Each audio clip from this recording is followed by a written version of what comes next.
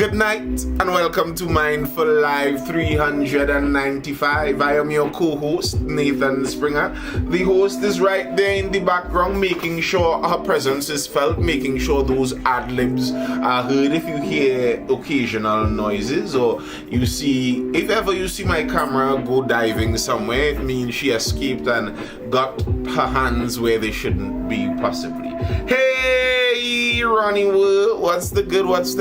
Once you're on the inside, make sure you hit that like button, double tap the screen out there on TikTok. If you're wondering how to hit the like button there, that's what you do. You hit that screen 2 times, pow, pow, as quick as you can, and you can do it over and over and over and over and over. Get those likes really flowing, really going up the road.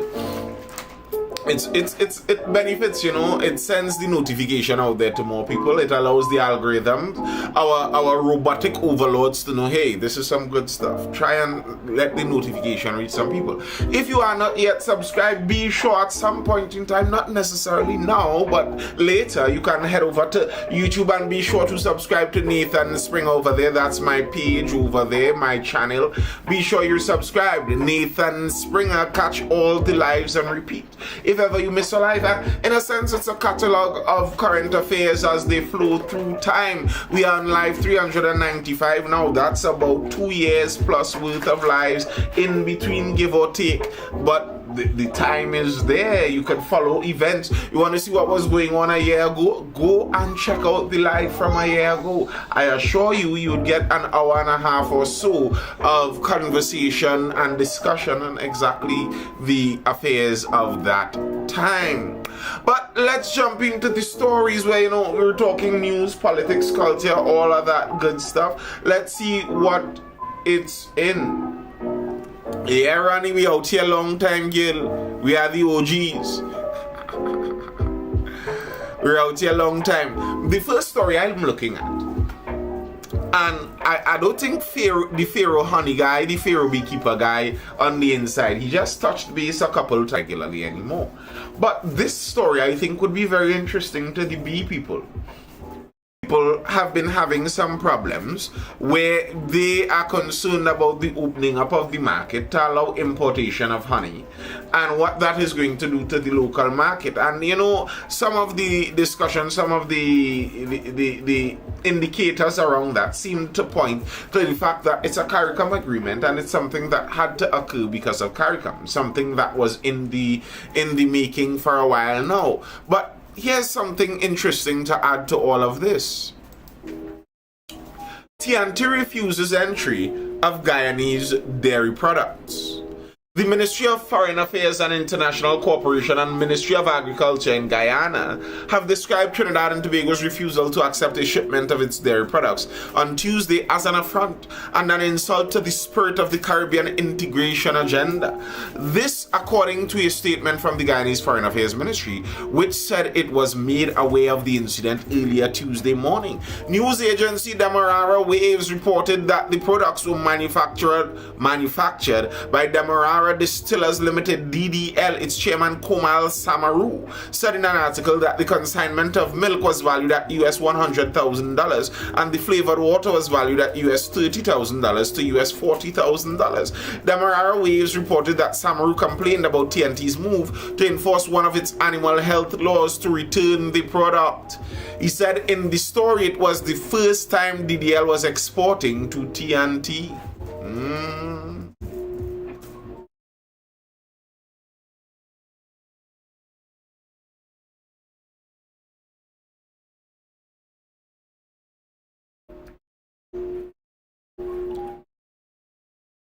Where Hotep? I don't know.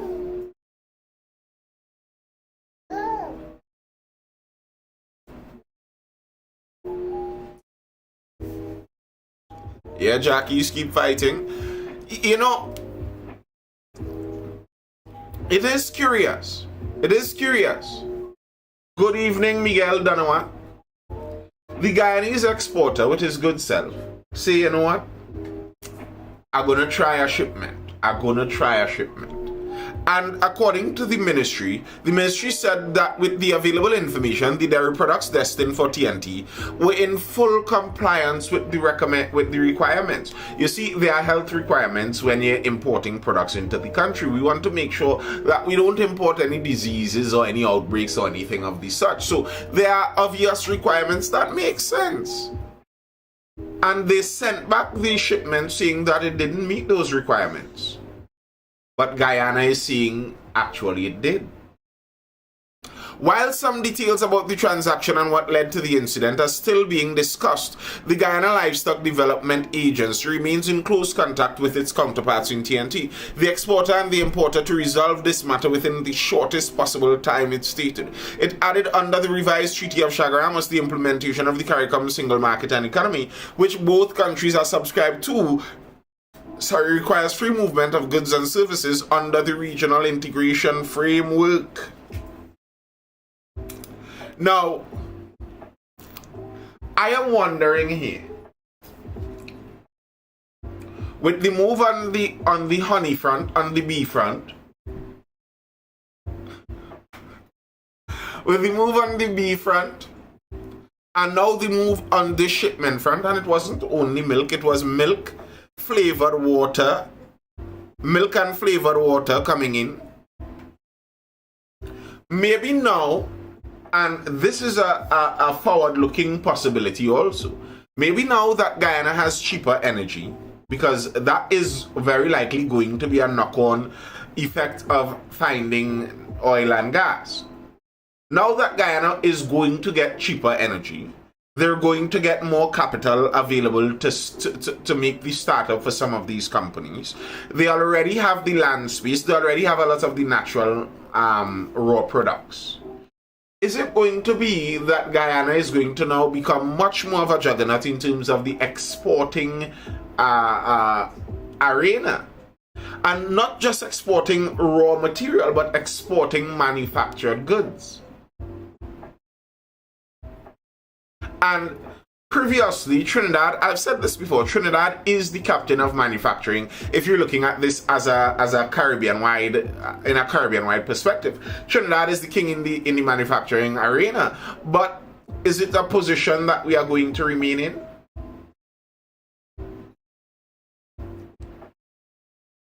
Torres says, I don't know where Trinidad got those B requirements from. Can't be America. I don't know either.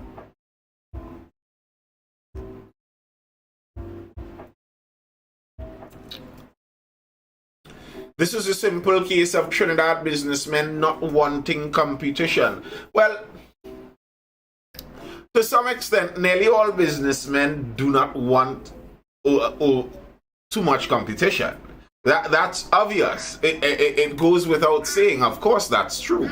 But the real question would be, if it is some specific businessman who did not want competition from this specific shipment, how was he able to influence a move like that? That's scary. And then we're getting into the crony capitalism side of things. White Leather says government seeking its flavored water financier interests embargo the competition. Sir, I'm not saying that. That's on White Leather. I don't know about whose financial interests here. But in terms of the protection, the reasoning they say here is not in terms of business protection. They're saying it's for our health. And you see, something like this is difficult to really ascertain. Because by the time the milk goes back and comes back, who is going to say what?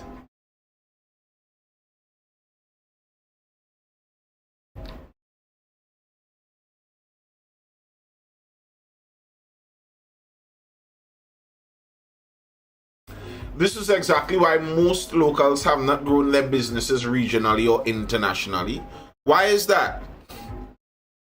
Why is that? They want protection. What about the milk that we export? Oh, the businesses cannot grow because we want too much protection. We are not able to compete on a global scale. I could agree with some of that. Now, I am much more leaning towards full free market on everything, basically. But if there is to be some kind of I am reading what you are saying. I am reading. If there is to be some kind of protection, I would say you protect areas where there's a local industry that is able to supply the local need, and the local industry already has competition. So I could understand protection in terms of the honey industry in Trinidad and Tobago. If it's that the honey industry is a consumer industry, it's not like they are manufacturers looking for bulk wholesale price on honey. It's basically retail users of honey, and the local market is enough to supply the local desire for honey. Then perfect, the local demand is met. Great, grand. Importing honey is just going to create a glut and send down the price beyond a reasonable level. If the local consumers are okay with the pricing from the local market, I could understand protecting in that sense. I really can. Now, the thing is, what I find I recognize very often is we have protection in areas that don't make sense, where it's not like it's all local producers and it's all local benefit here. You're protecting your friends. Charlo Boy asks, full free market, how does that work? Full free market would be very likely what some people call anarcho-capitalism, ANCAPs, where there's nearly no government oversight and the free market sees as it sees fit. And I could lean closer to that side, nearly, but I have a feeling like human nature just wouldn't work with no kind of oversight or no kind of regulation. That's my feeling. Please remember, imported poultry didn't reduce local prices. Earl Panton says locally they protect profits. That's what it's all about. To some extent, I would say yes.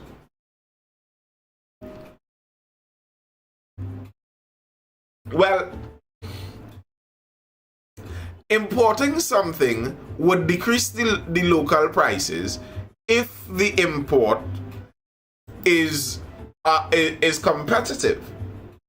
But if there's one importer of a product and then there are local producers, the one importer could decide to sell his imported product at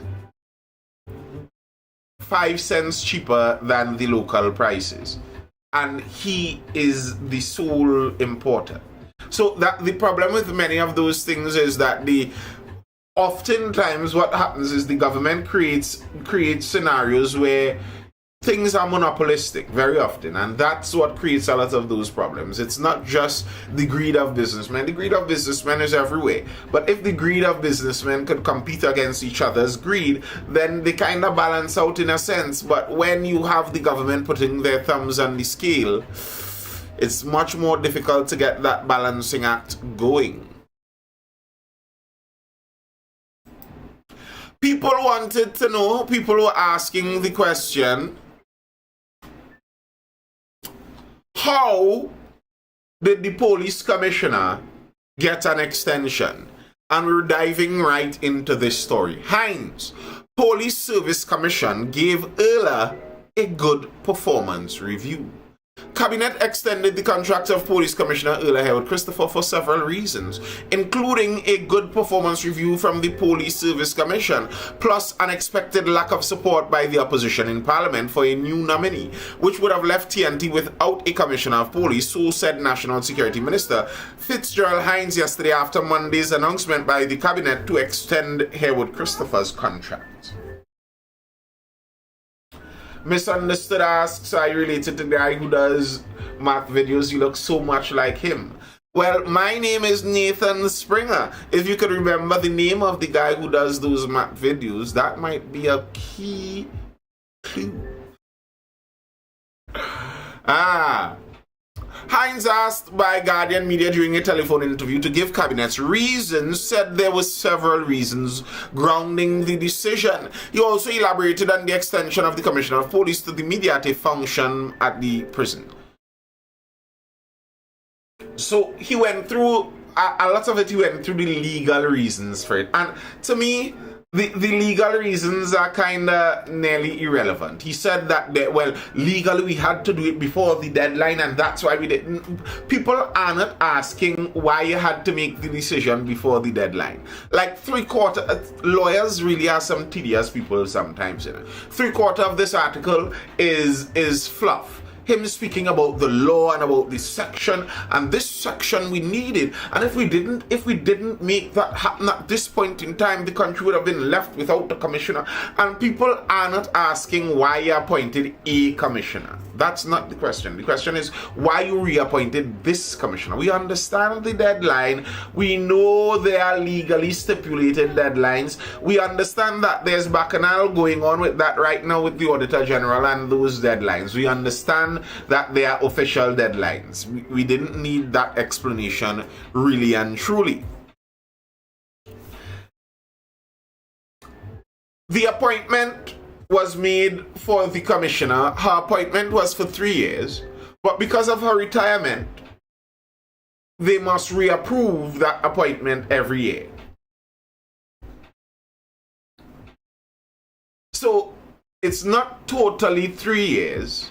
It's reapproved every year or so. So to me, the only real reasons that the Minister of National Security highlighted that weren't redundant were, one, the Police Service Commission gave her a good report, a good review, and they were worried that the opposition will not support a new commissioner, which would have left the country without a commissioner. I'm unsure on that one, because one, didn't the opposition support the current commissioner? So why would the assumption be that the opposition wouldn't support another commissioner? If the opposition supported the current commissioner, and the opposition has been voicing their displeasure with the performance of the current commissioner, why is the assumption that they wouldn't support another one? And even if they didn't, wouldn't that be well along for making political points for the PNM also?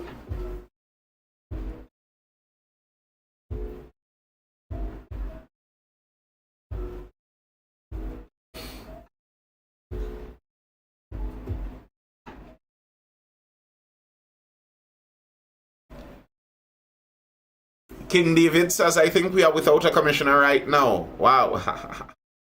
The police service was asked if they had done a review of her performance. And if so, can you help us? What is your finding? They came back telling us, having looked at a number of different criteria, they came back telling us that her overall rating was good. So we knew that the Police Service Commission, which appointed her, and we extended and now want to consider a further extension. So the Police Service Commission did a review and they said it was good. Now, as I've heard many people in the know highlight with these reviews over and over by now, does anyone get a bad review in the public service? Do people get bad reviews? Anyone? Really? Hines said we were more emboldened to act in accordance with the law and public interest. So it was a combination of those factors. But when we looked at their assessment of good, we realized that they would have reached out to several stakeholders, not the least remainder of the executive, the leadership, or a sample of the police service. Hines noted that other stakeholders would have weighed in. He said the Police Social and Welfare Association was also in support of her extension. I did not know that. I was of the view that the Police Social and Welfare Association were loggerheads with the current commissioner.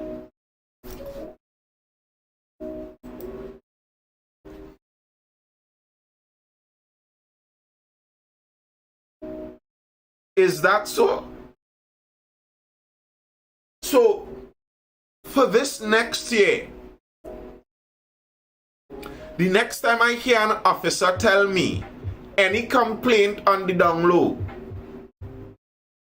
Any officer tell me a complaint on the down low about the commissioner, and really what going on is the leadership, and the leadership right now in a bad state, and boy, that is what going on in the police service, and the leadership, and boy, I really wouldn't understand it, but from the inside, then you all can complain, because the rank and file organization also supports the same commissioner.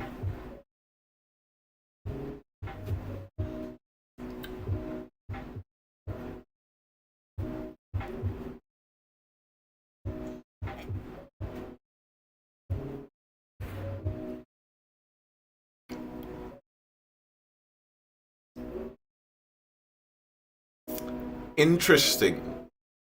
Very interesting to me. The rank and file also support this commissioner. COP now has an executive team to work with. Williams.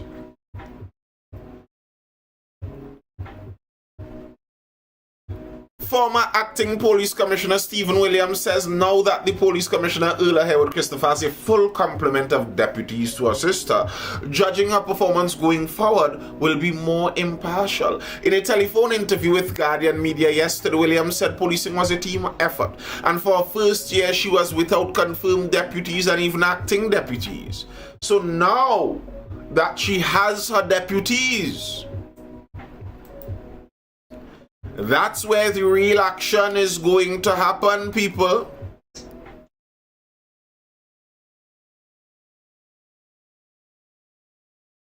She has her deputies, and the former commissioner is saying, now that you have those deputies highlighted, that's when you know.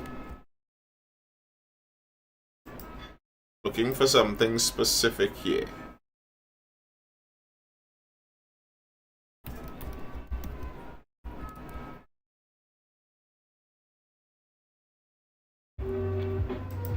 You're right, yes.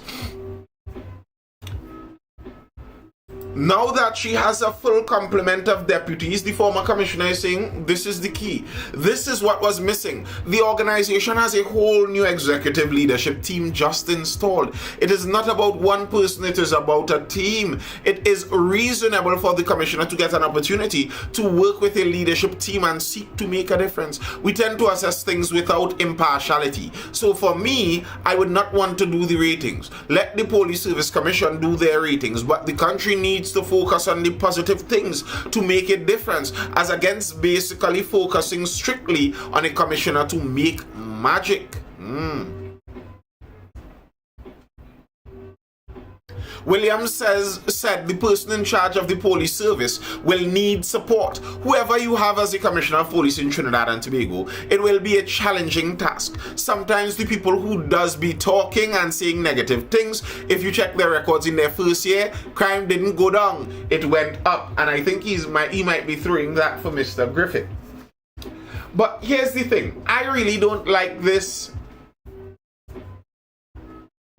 I really don't like this kind of the people need support idea when you're talking leadership. When you're talking political leadership, the need support kind of idea, I don't like it. These are people with power. What they need is accountability. The people need freedom and the leaders need accountability. The leader's job is to ensure that the people have their freedom. The people's job is to ensure that the leaders are kept accountable. The people's job isn't really to support you like that. You have legal, statutory authorities and power to get your job done. The job of the people is to hold you accountable as you get that job done. If you admit then that you are unable to get your job done within your legal authorities, then don't go up for the job. But don't go up for a job saying you could get it done, and when you get into the position then say, well, what I really need is all of the country to help me do my job, and then I will be able to do my job. What? We aren't getting paid for this job. It's your job. You took the job. Williams is one to talk. Earl's performance makes his look first rate. I consider them cut from the same cloth, in my opinion. Listen to this though, people. Listen to this. Based on data provided to Guardian Media for the first year in office of a police commissioner since 2004, Haywood Christopher ranked in the top 3 for most categories. That's a very vague thing for Guardian to see. Top 3 for most categories. Which categories are those? Because there are some categories more important than others. Why did they chase out the 2 Canadians? Because the police didn't want to be clean. For the detection rate for serious crimes, she ranked 2nd, ousted by Jacob by less than 2%. She is ranked 2nd in detection rate for crime. And the person in first place is the person speaking to her right now, Mr. Jacob. Was it Jacob or Stephen Williams who edged out? No, what am I saying? Previously, it was Jacob who edged out, yeah. In detection rate.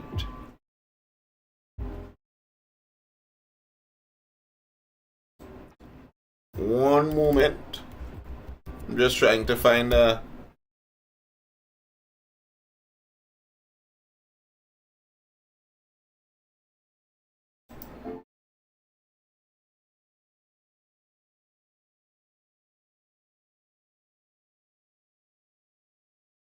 Alright. Figured so. What detection, Paul Duncan asks? Where these stats coming from? Who did that BS rating? Well, I believe it's from our statistical office. But here's the thing. This is why I don't like these statistics. She ranked 2nd in detection rate. I was trying to confirm it there quickly. Detection rate is basically clearing up crimes. A reported crime and you cleared it up. And she ranked 2nd in that detection rate. But here's an issue there. That depends on how many crimes are reported. So your detection rate isn't just about clearing up crimes, showing you are a good police unit. It's also about how many crimes are reported. Because you could only clear up crimes that are reported.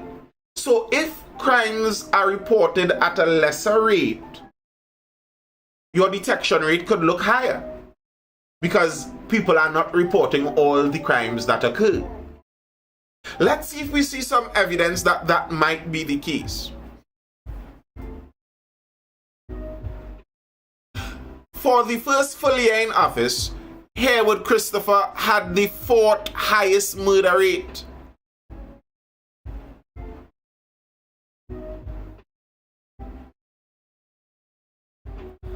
And the 6th highest murder toll recorded. But listen to this key fact. She also had the lowest number of reported serious crimes. Not the lowest number of serious crimes. The lowest number of reported serious crimes. So here's a question I have. We have been seeing highlighted in the news over the last year or so, many people complaining that the TTPS seems to have a new reporting strategy, where they no longer take reports as easily. You have to leave where you are, come to the station at your given convenience and give them the report, if you could find someone to take the report. People have been complaining that police no longer come to the scene to take their report. When they go to the station, they aren't taking those reports. So, is it that there are less serious crimes going on in the country? Or is it that the police are taking less crime reports? And if the police are taking less reports of crime, then obviously your detection rate is going to look really wonderful. Are you all understanding what I'm saying here? And why a lot of these statistics are bunk? They make no sense. They add nothing. To really understand it, you need to see a very wide range of statistics. So you need to see things that cannot be fudged. Okay, so how many people were murdered for the year? Murders are a harder thing to fudge. Or look at car thefts. Car thefts might be reported to insurance companies. So something like car thefts that must be reported through insurance companies. Let's see, has there been a decrease in motor vehicle larceny over the time period? Because motor vehicle larceny, we don't have to depend on the police being good at their job to take reports, because that's something that would go through insurance. And those insurance companies, it's money we're talking about there. They are much more precise when we're dealing with those things. So let's look at those statistics. And then very often, because I've done this, for example, very often you see police districts fudging those crime statistics. And very often you see some kind of politicians, a certain lean of politicians, try to fudge crime statistics too. So it's something, if you know what to look for, you see. So look at things like vehicular larceny, things that are reported through the insurance companies. And you would see vehicular larcenies increase year over year, and then they tell you that serious crimes went down because they aren't taking reports of serious crimes anymore.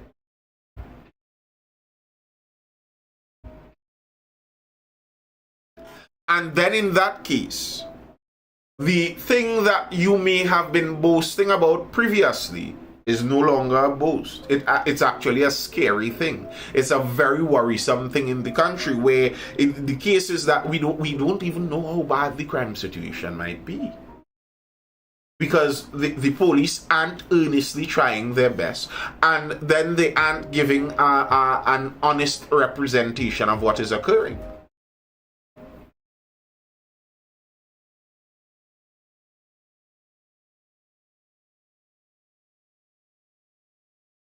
So people might not like the PR tactics of Double G, but to a large extent, PR works better than the statistics, because you need to be able to give people a more holistic explanation of what's going on, because people wouldn't believe you with the statistics. The statistics by themselves don't work.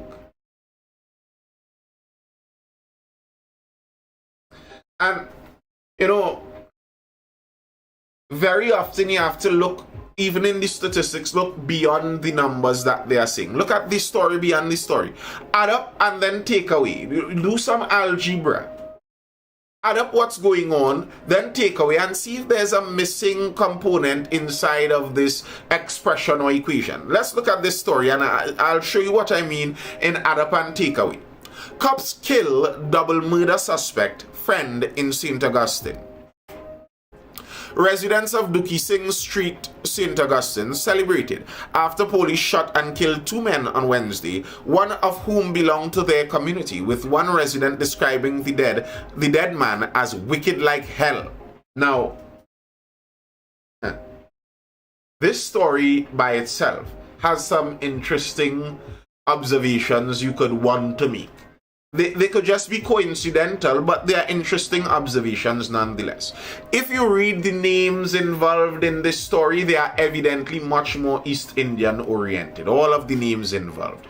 Both the people who are involved in the alleged crimes, the alleged criminals, and the residents of the community. It's a much more Indo-related, Indo-saturated community, seemingly. One, they are bad guys who are Indians. Let that be known. But two, the police did a double killing. No one burned tires. They are celebrating. Is that a community difference there? If two alleged criminals were murdered in another community with another cultural bend, would they have celebrated?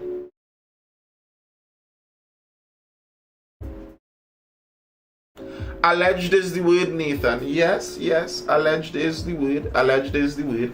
But alleged is an annoying word, you know, Abu Friday. Alleged is a lawyer's word. Alleged is a judicial word. Alleged isn't a word that represents in truth and morality. In truth and morality, it's fact or not. Is this person really a criminal? That's what Bukele cut through in El Salvador. Bukele in El Salvador cut through the alleged red tape. And that's what many criminals and friends of criminals love. They love the alleged. Because you can't prove it, it's only alleged, while everybody knows you're a criminal. Bukele said, well, I don't care if it's alleged. We know, go to jail. So then, man that is charged and walks out of the court innocent, should the police have cut red tape? That's not what I'm saying. I'm not saying that by any means. I don't think the police should be the judge, jury, and executioner. I don't think so. I do not. But we are talking about realities here. We are talking about realities where there are communities where they know that little sniveling man is a bandit. They know he locking people neck since he was 16. They know when he was in school he was thieving from his schoolmates. They know he's a bandit. They also know that the police don't have anything on him. They wouldn't cheer when the police kill him because they love their bandits. That's what I'm talking about, a different culture. And you could say one is better than the other. I'm not saying which is better. I am highlighting that indeed there are different cultures. There are some cultures where they would have looked for the alleged and say they did not on them, which it's possible. When I read through the story, you would see that the facts of the story line up with a lot of the kind of shaky shootings that occur in many other communities. There were no witnesses, apparently. They got shot behind a house where nobody was home. These two young fellas apparently trying to shoot police. Okay. But the residents don't seem to care. Different cultures. Let that be noted.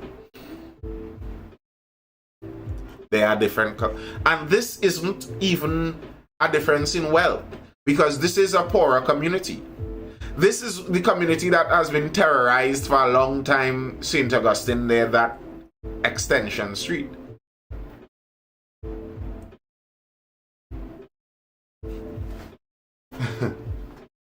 That's hard to say in Abu Friday. Because which party killed him? Like, how could you say that when it's the... in Trinidad, if we are to go on that group business, and one political party is more Indo-oriented and one is more Afro-oriented, which one of the parties hanged him and his whole crew? One fell sweep. So, I mean, what do you think the PNM is going to pass through and wipe out all of the known leaders more on their view? You think you're going to see that possibility happen? Are you? I don't think so. So, like, Abu Friday, to be very honest, even your resistance here is a display of the cultural difference. That's a display of the cultural difference. You are still trying to find a way to excuse your in-group when you know they are folly. Like, they're my in group too sometimes. But I will not excuse you when I know you're on folly. You don't have to but look at them. But them is the no. It's your crew. Your in group. They're doing folly. And we'll find all kinds of ways to bend over backward and point fingers and deflect and twist and to avoid facing the accountability.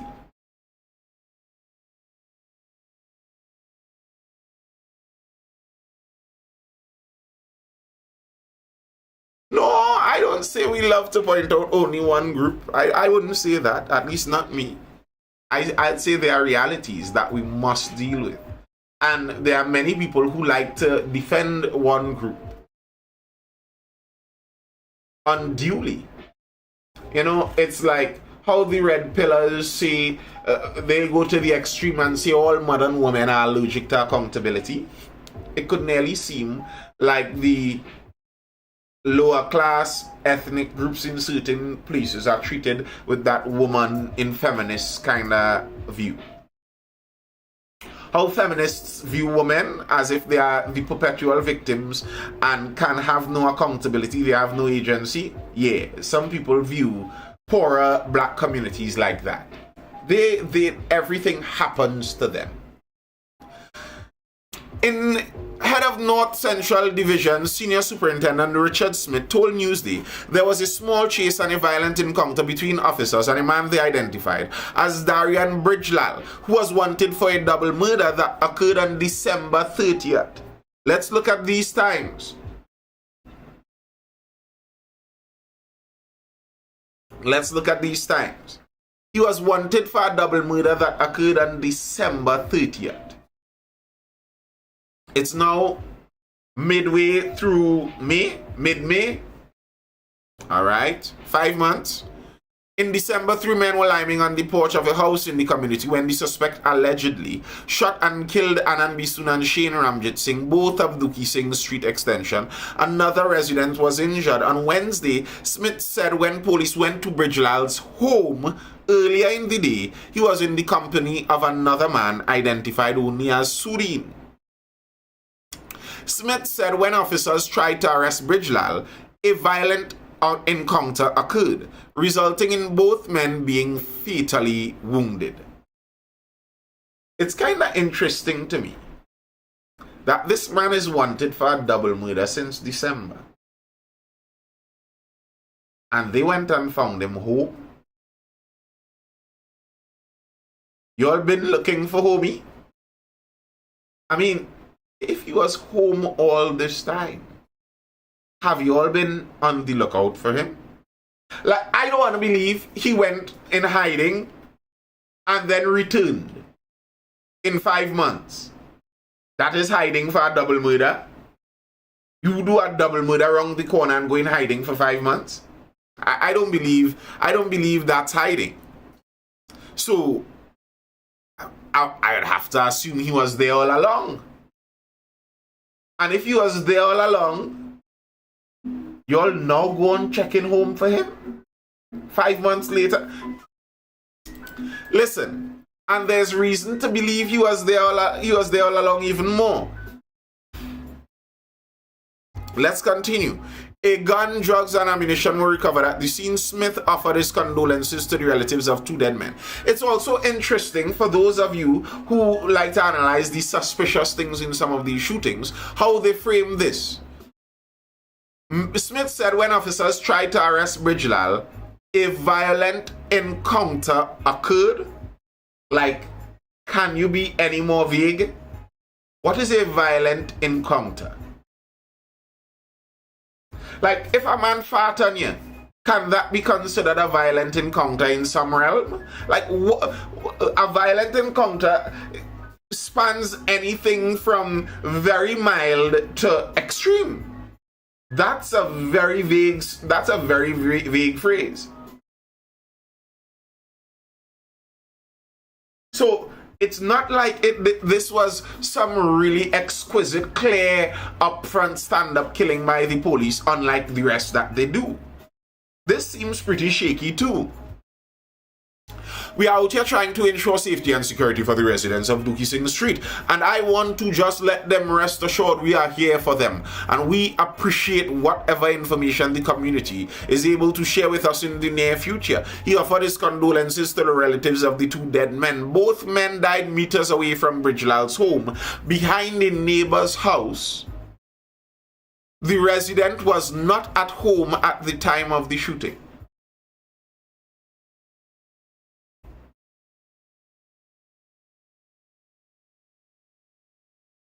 So they went to his home, found him home in the company of another man.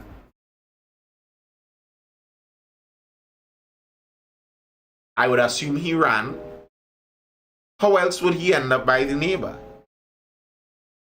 And then behind the neighbor's house, he and the man together, both sharing one gun, because they own one gun, decided to make their last stand against a police raiding team. And as far as I know, generally speaking, the trend that I can tell is that police don't go on raids with less than 4 men, maybe up to 15.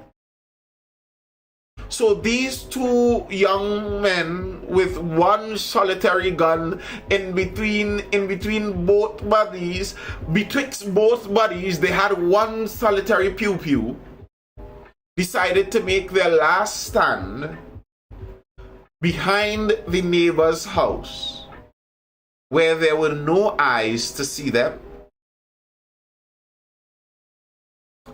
Very convenient for the police, isn't it? Newsday visited the community though, but unlike Smith, the police officer sent his condolences to the family of the deceased. But unlike Smith, residents did not offer their condolences, instead opting to praise officers for what they called taking a demon off the street. One resident who did not wish to be identified said he had known Bridgelal his entire life, and about 5 years ago, he dropped out of school. He said the community can now sleep a little easier, knowing Bridgelal is no longer roaming. They're describing the guy like a bad pit bull boy. Jeez. Like, imagine your life, your one life to live. As a human being, you get one go at this, and your one life to live is cut short by police officers, cut short by people who wouldn't have any consequence to pay for what they did. They would be celebrated for what they did by killing you. And then your whole community celebrating your death as a demon cleared. Jeez.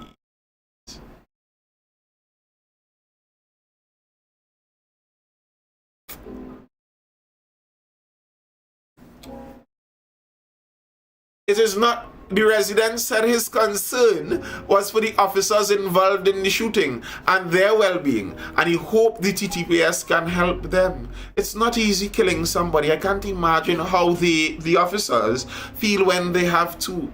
I hope they get some kind of help to cope with it. Another resident, also not wanting to be named, said it was about time, alleging Bridgelal has been terrorizing the community and residents. She said the community had made several calls to the police for help in the past. And this is the part that I find curious. This is the part that I find very curious. This man committed a double murder since December.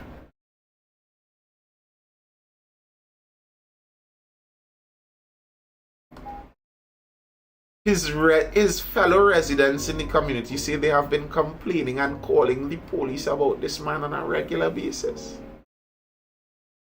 How you telling me 5 months later the police took to find him home?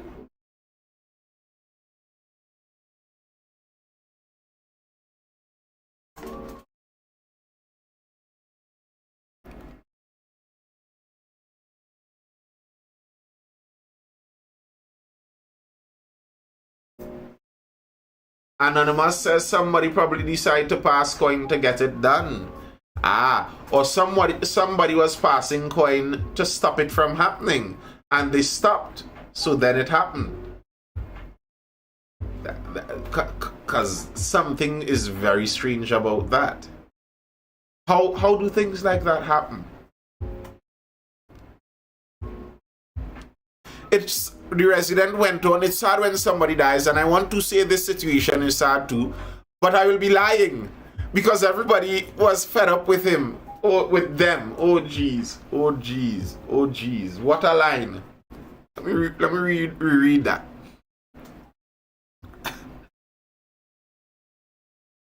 It is sad when somebody dies, and I want to say this situation is sad too. But I will be lying because everybody was fed up with them. Jeez.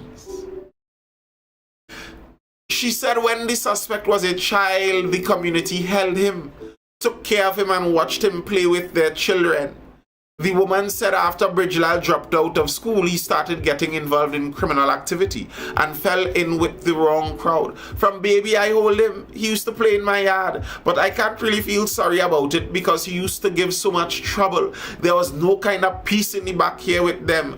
This used to be a good neighborhood. We need to try and get it back to the peaceful place it was. Listen, are other communities going to have views like that? This is a woman. This is a woman saying that she held him as a baby, watched him play in her yard. Would there be other communities where the tanties in the communities who have views like that? They would say, I know him good, no. He grew up as a little boy in my yard. They never had to do him like that, man. He had little ways and thing, but they didn't have to do him so, man. They didn't have to, he was a good boy. You know, he was really a good boy deep down.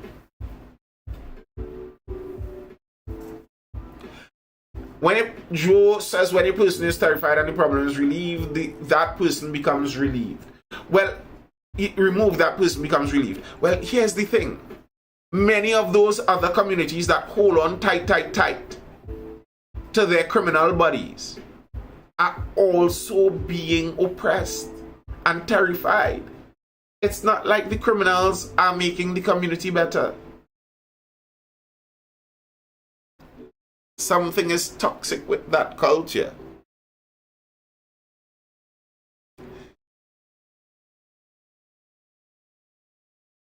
Three elderly men standing meters away from the crime scene watching officers work said that while they weren't happy about the killing, they also were not sad.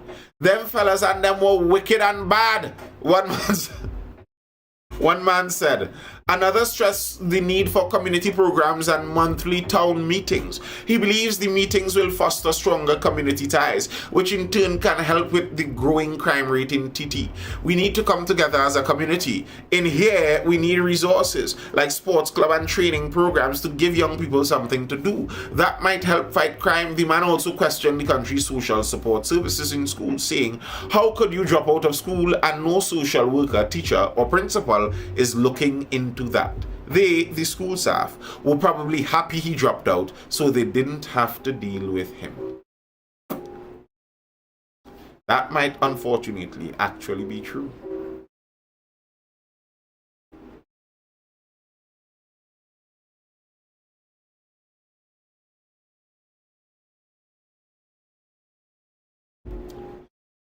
It said officers cordoned off a white two-story house, but before they could enter and clear the house, officers determined it was breached. The two men were in the house, and when they saw the police, they ran out the back door. Officers saw the men running with guns in their hands into a bushy area. The statement said officers ran after both men when they pointed guns at officers, and in keeping with the TTPS use of force policy, officers discharged their service weapons, neutralizing the said threats. So if both men had guns in their hands, how come the police only recovered one gun? And the men didn't reach very far. They were killed behind the house of a neighbor.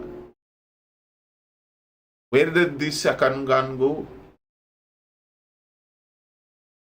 And I mean, criminals aren't the smartest people, but I don't know. If I'm running from the police attempting to escape, I think shooting at them would be a bad idea. It would slow me down. Criminals do foolish things. I don't doubt that they may indeed shoot at the police, but I just find that to be a little more difficult to believe.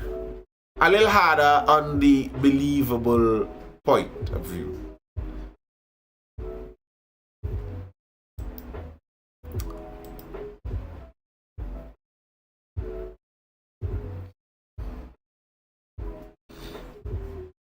I have one more story to touch before I dive out.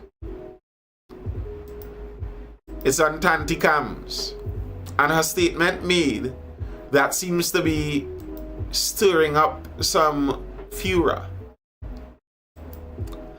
Public divided on Kamla's Mother's Day message.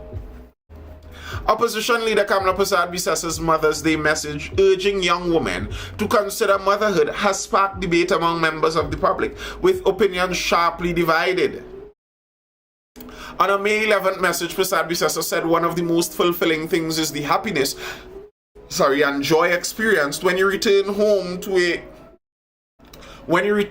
home of happy children. She said it was possible to balance career aspirations with family life, and encouraged young women to not to view motherhood as a hindrance to their professional goals. As the years go by and women surpass 40 years and older, social life slows and friends get married, moving on with their own families. While you may have achieved your career goals, life without a family and children may get very lonely as you get older, was what she said. Speaking with Newsday on May 13th, Emma Rampersad, a corporate lawyer, criticized the message, saying it sets women back a century and undermines career-driven aspirations. We are already a low-class economy. Why are we pushing women to have babies instead of careers? Things are difficult in our economy. Because what is going to carry humanity into the future? Our careers. When we all die and bequeath this land to who comes after us, the careers will carry on.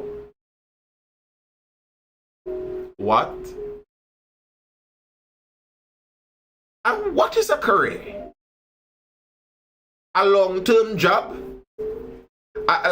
Okay, a long-term field that maybe, if you're lucky, is something that interests you and there's upward trajectory, but ultimately you're making money for someone else. So what Emma Rampersad believes is that what's more important than making more humans to carry on humanity is making money for somebody else.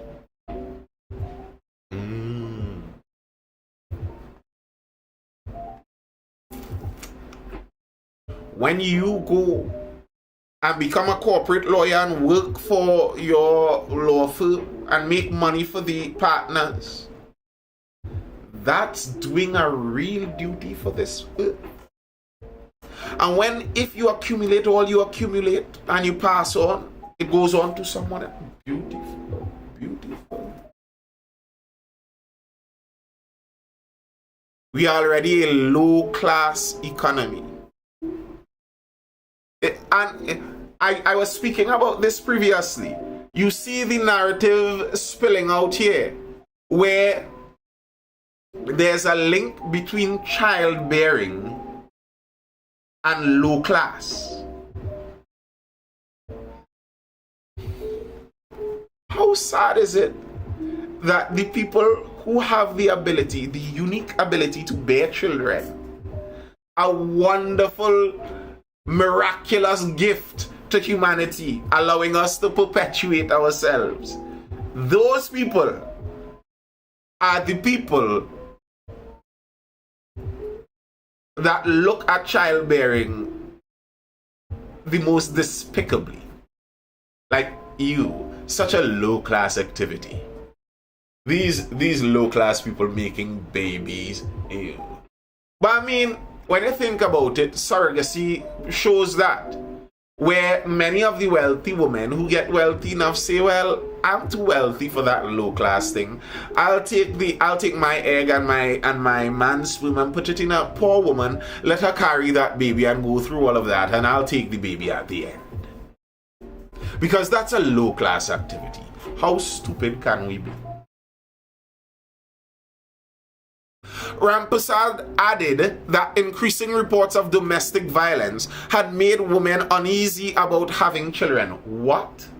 Like, is there a belief that domestic violence increased from the 1900s to now? What are you talking about? And just to reiterate this point, because I like to make this point whenever this is brought up, because it is used as a cudgel to beat the male gender carte blanche broadsided. Men don't beat up women. Men aren't responsible for domestic violence. Domestic violence is something that occurs. Most domestic violence is both ways, man beating woman, woman beating man. It just comes with the understanding that men are by and large much stronger than women, so when it goes both ways, you don't see it both ways. But the violence goes both ways most times, and in the majority of one-way cases, it's women. So don't make it seem like, men are the bears out there. Men are the scary bears out there, and that's why women can't have babies, because all of these scary, wicked, murderous, rapey men at every corner. What? Who taught you that? Who is your father? Where are your brothers? Who are your cousins? Do you have no good men in your family? Well, then that seems like a problem with your family.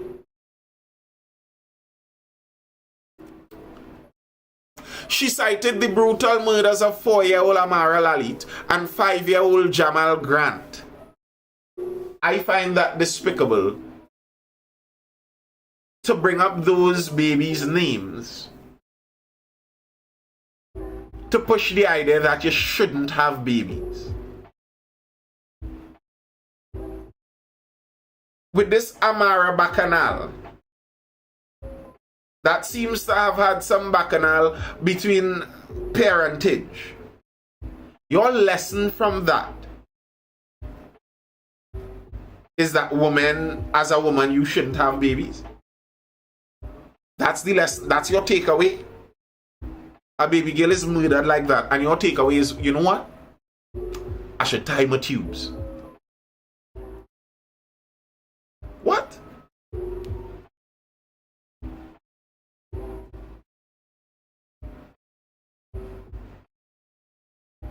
Women think they know their partners, but there's always another side to some of them. It's a reality some women are understanding now, and it's made them apprehensive. Nonsense. Celine Paul, a 20-year-old law student, offered a nuanced perspective, acknowledging the importance of balance. She does have a point. I want kids one day and a successful career. I don't see why I can't have it both ways. Once you know what to prioritize and have the right support system, it's possible. Here's the thing. I like the idea that Gen Z seems to be throwing away this folly and foolishness that was taught to the women of the millennial generation and Gen Xers. Gen Z seems like they're not on that nonsense board. They look like they're hopping off. 20-year-old sister saying, I want the babies. And I'm glad for you, sis. Do your thing. I am sure Amaram Prasad was a millennial. She sounds like a millennial. Angry that you should have babies.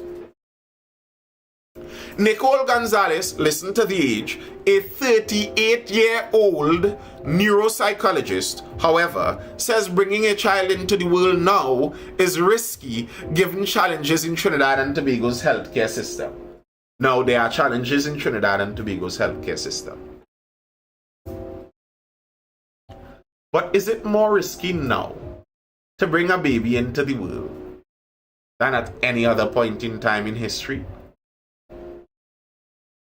Was there a point in time in history when it was safer? So what are you talking about? How is this a reason? Baby making has always been a risky business, you know.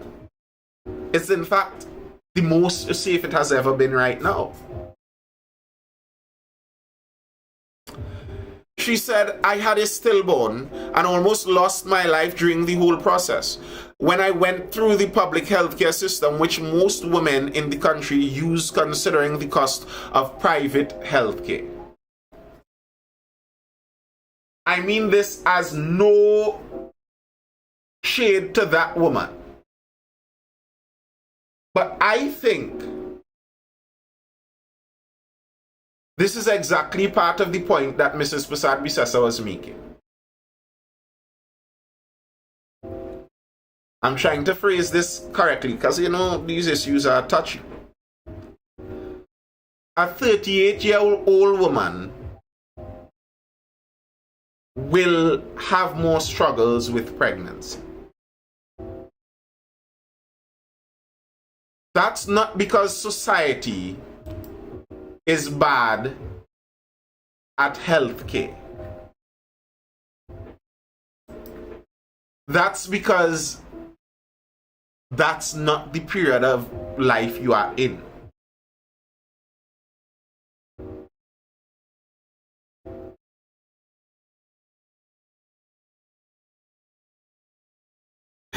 That's just the reality. And if we have 40-year-old basically women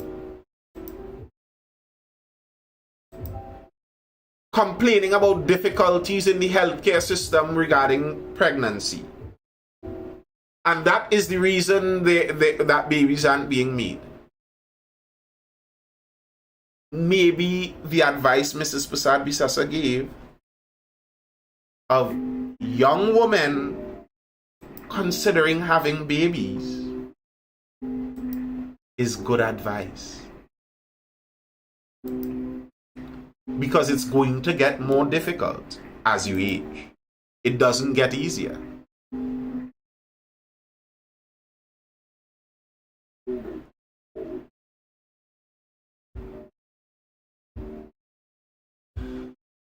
Another one of them that I wanted to go through, another young lady responding to this, she went on to say that Ram Kalawan added that children were not to be used to fix loneliness. As Prasad Bisasa said, life without family and children could become lonely, making career goals and achievements seem worthless. Children are not toys, but human beings who require a lot of time, resources, and community to be developed appropriately with a fighting chance at the scarce opportunities in this country. Here's the thing. I've heard many people jump on that topic, on that piece, that children should not be used as a cure for loneliness. Why? Says who? Why? If I have a human yearning, natural biological yearning to reproduce, and reproducing makes me feel the accomplishment and comfort of family, takes away loneliness, why is that a bad goal? Why is that a goal to be shunned? Like, you want children, so you won't be lonely? Ew, how dare you? What? Of course, yes. My daughter helps me not be lonely. She takes away loneliness. Very good company. I would recommend to anyone having a couple of your... Like, what's wrong with that? And some people say, well, how do you know that your children would grow up and even like you? You know, your children could grow up and go somewhere else. Well, that's true. So having children isn't an assurance that your children would love you in their older age. But having no children is an assurance that no child will be there to love you in your older age. You'd have to go and find someone else's child to love you in your old age. You understand that, right? That when you're in your old age and you want younger people to be around you and help you do things and keep you company, someone else would have had to make that child for you to have that young person. And part of the irony of a lot of this is we are literally facing the problems occurring because of this, where NIS is shrinking, pensions all over the world are struggling. And the thing is, irony upon ironies, the people who struggle more in broken societies in old age are women. So South Korean women are boasting, we aren't making babies for you, we aren't making babies for you. They are upset with their South Korean men for whatever trivial stuff, whatever narrative they bought into, because I'm telling you, they bought into a narrative. The South Korean men haven't all of a sudden become so monstrous, more monstrous than they have ever been through the thousands of years of Korean society and civilization. Give me a chance. So whatever narrative they bought in has somehow convinced them that Korean men are now so evil, so they aren't having babies, and they're boasting Korea is going to die. Nobody is, and we don't care. We don't care. Okay, when you reach 80 Tanti Korean and you can't do things yourself anymore, who is going to take care of you?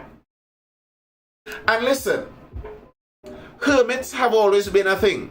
Old men who go into the forest and you never see them again. Who knows how long they live there? They live off the land, they eat what they could, they drink what they could. When they can't anymore, they die, and that's that.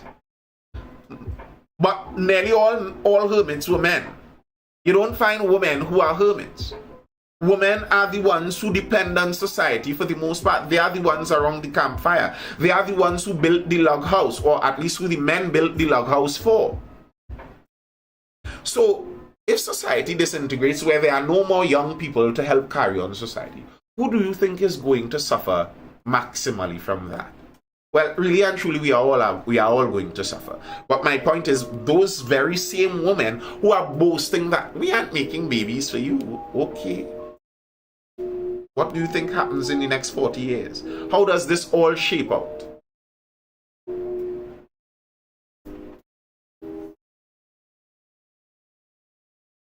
How does it all work out? When you make all the money, you got the career, and then nothing. All you could do is buy expensive cat food and carry a cat and cat dates. And when you go traveling the world, because you know somehow somebody convinced millennial women that traveling the world is the ultimate accomplishment. So when you see they go outside of a country, oh my goodness, nothing beats that. So as you leave your cat and dog in cat and dog hotels around, as you travel the world, you think that's the greatest accomplishment.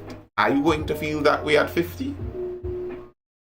Or are you going to be begging to see your nephews and nieces, constantly trying to kidnap someone else's child to get that little morsel of familial satisfaction? And listen, don't be fooled. It's natural to want children. It's part of the human life cycle, if we will. We want children because we need children to go on. Don't let anyone minimize you for wanting children. That's why a lot of the female narratives are so insidious. Because I don't think that those 30-year-old women who are now bitter about being told to have babies grew up not wanting babies. I don't think when they were playing house at 8 years old, they didn't want to become a mommy. Because it's within all girls. They start from young mimicking that mommy behavior, and you see it as soon as puberty hits, and all of a sudden all of these little girls want to hold up everybody's baby, and they all of a sudden want to try holding babies and stuff, their maternal instinct kicking in. You see it.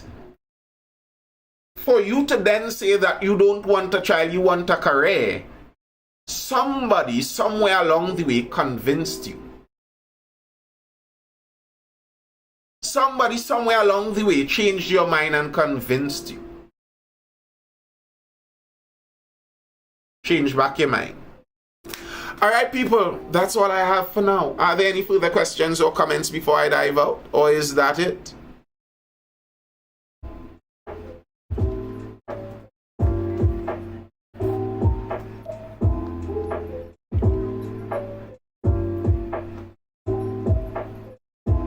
Appreciated got his squashy. Anybody said anything over there on YouTube?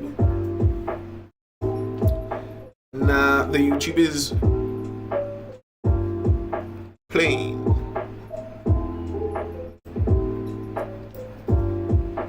I they wondering why I don't get the live notifications. I don't know either, you know, brother. I don't know either. Well, you could watch on YouTube, guys. You could watch on YouTube. Alright, people, that's all I have for now. I hope you're educated, informed, or entertained. I am Nathan Springer. This has been the Mindful Live. I'll see you guys again for the next Mindful Live show, which is going to be tomorrow evening around that 9:30 p.m. time. Tomorrow is Thursday. What we do on a Thursday is we talk. You jump in and we discuss whatever is inside of the discussion. You can feel free to join the discussion and even actually talk to me, like, you know, audibly talk back to me. Ask a question, make a comment. See you then when I know people who got their degree with a kid. Me too, your user. Me too. Alright, people, have a good one. Stay safe. Stay well. Bye.